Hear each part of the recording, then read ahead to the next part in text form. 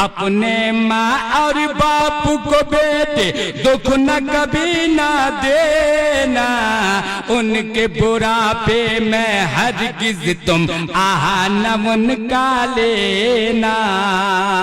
अरे खिदमत से इनको मनाना होगा, अरे जन्नत में बेशक ठिकाना।